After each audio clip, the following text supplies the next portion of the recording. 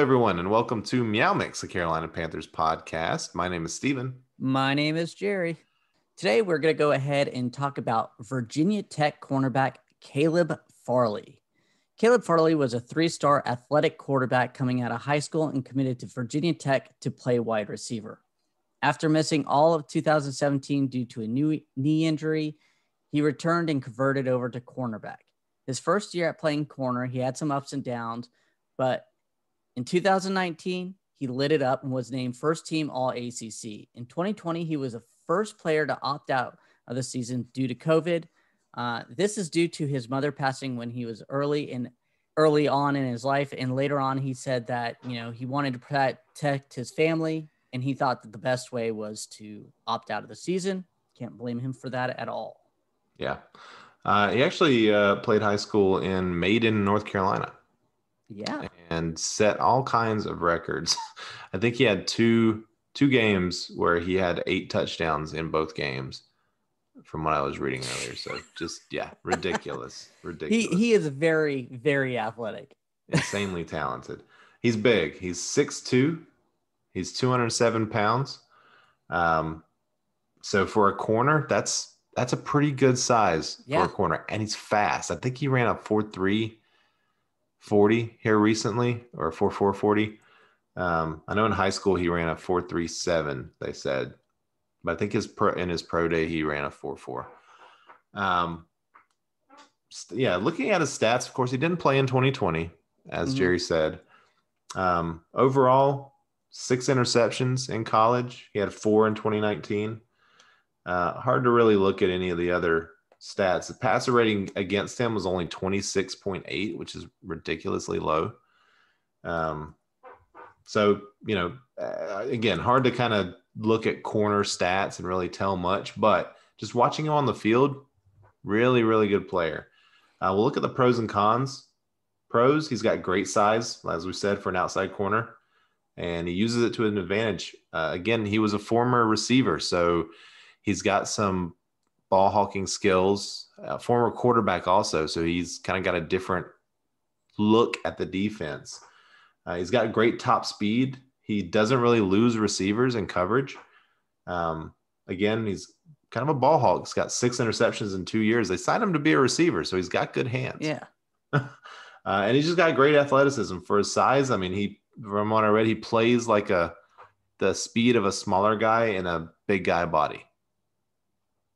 Yeah. Great.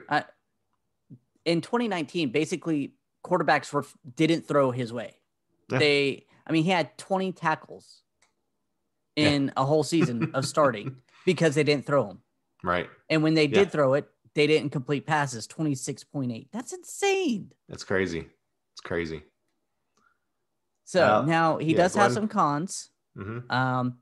He only played corner for 2 years, and then opted out last year. So he's still very raw, which could be a good thing to a certain extent with a young coaching staff like the Panthers.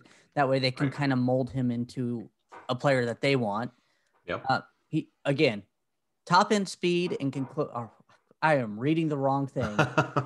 Yeah, those are pros, Jerry. I was just really high on him and just want to repeat it. He needs to work on his press man coverage. One thing it's kind of noticing in some of his cons is he doesn't like to get too dirty. Another issue is not good at run defense. That's kind of the dirty work of a cornerback. Getting off those blocks, helping out with the run. And in the press man coverage, same thing. You got to get dirty. You got to get up in that receiver's face and shove them around. These are things that this athletic man can do. He just has to get taught how to do it and feel comfortable doing it. And I think those are all coachable things. Definitely. Another thing I saw was he was an inconsistent tackler.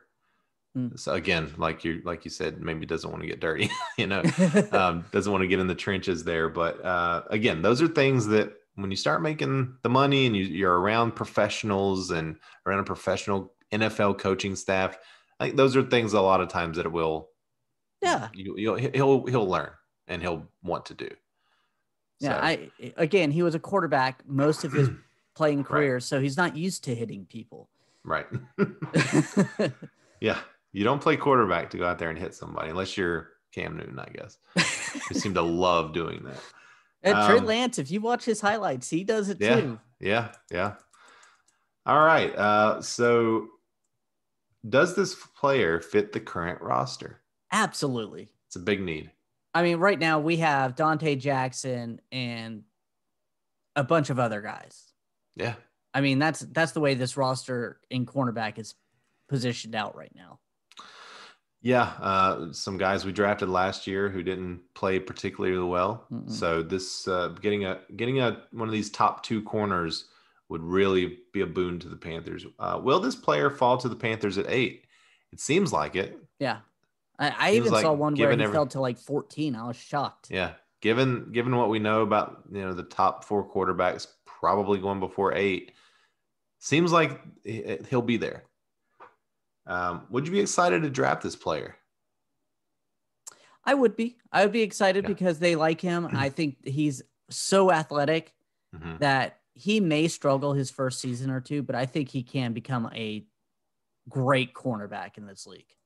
I agree. And a corner struggling in his first season is not uncommon, right? I mean, we saw Bradbury wasn't really great until really his last season here. I mean, and Norman as well. He made. Those players get better and better and better because they're learning and learning and learning. I mean, but one thing you can't teach that he has is size. He can play these big receivers that are in our division straight up, and that's a boon. All right, so let's look at the big board. Where does he fall on the big board? And I will just recap the big board for everyone. Number 1, we have Penei Sewell, and these are just guys we've talked about so far. So number 1, but Penei Sewell. Number 2, Justin Fields. Number 3, Zach Wilson. Number 4, Trey Lance. Number 5, Patrick Surtain. Number 6, Kyle Pitts. Number 7, Devontae Smith. Number 8, Micah Parsons. So where does Caleb Farley fit on this list for you, Jerry? He is going to fit. I like him more than Patrick Surtain. I love his height and speed, and still, it sounds weird, but I like his raw ability, and I'm going to put him right above Patrick Surtain at number 5. Yeah, I agree. I like him better than Surtain. Just everything I've learned about him over the last few days, we've been researching him. I like Surtain as well, and I'd be happy, I think, with either one of them. But yeah, we're putting Caleb Farley basically number 2 out of the non-quarterbacks that we've talked about so far. Shows how much we really need a cornerback. Yeah, and number 3 is also a cornerback. So that's a good place for him.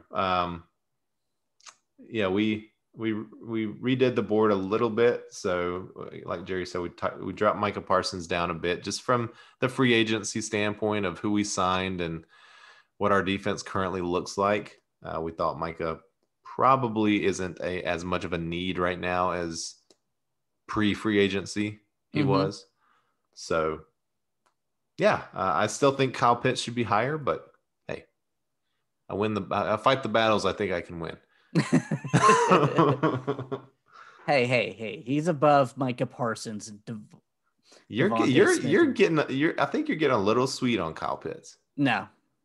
Yeah, I think my biggest problem is I don't like the idea of drafting a tight end, especially this early in the first round. We've had this conversation. I think he could be a very good player, but I don't necessarily think he's gonna be the Gronk. I don't think he's gonna be George Kittle. I don't think he's gonna be Travis Kelce. I think he's gonna be a good tight end, 700-800 yards. I think he's gonna be Travis Kelce. I think he's gonna have that kind of impact on a team. I just think he can't miss, honestly. I think he's like one of the 2 can't miss, no-brainer picks out of this draft, the other one being Trevor Lawrence. Yeah.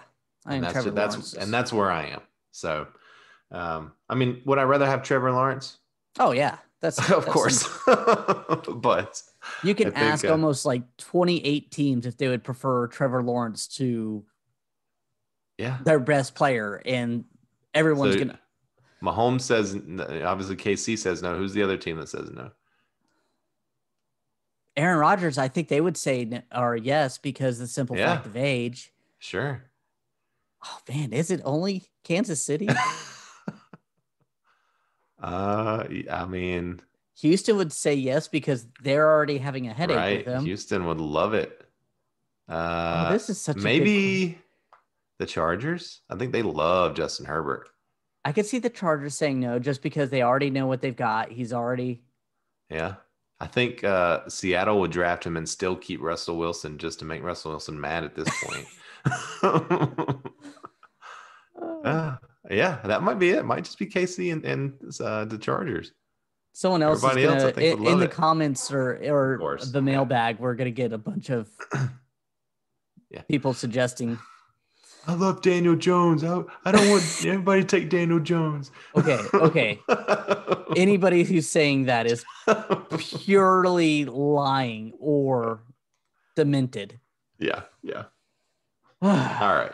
We want to thank everyone for listening. If you like the show, please let your friends know. Please follow us on Twitter at MeowMix Podcast. If you have any questions or comments, you can email us at mailbag@meowmixpodcast.com. And if you leave us a 5-star review with a comment on Apple Podcasts, we'll read it on the show. Next week, we're going to have 3 draft profiles, starting off with Mac Jones. Oh, going straight into him. All right. Well, enjoy the wait for that one. I know you'll all be waiting with bated breath. Man, there are a lot of people who are falling in love with Mac Jones. Well, that's what happens when, all the pretty girls are taken at the prom. The band geeks start to look pretty good.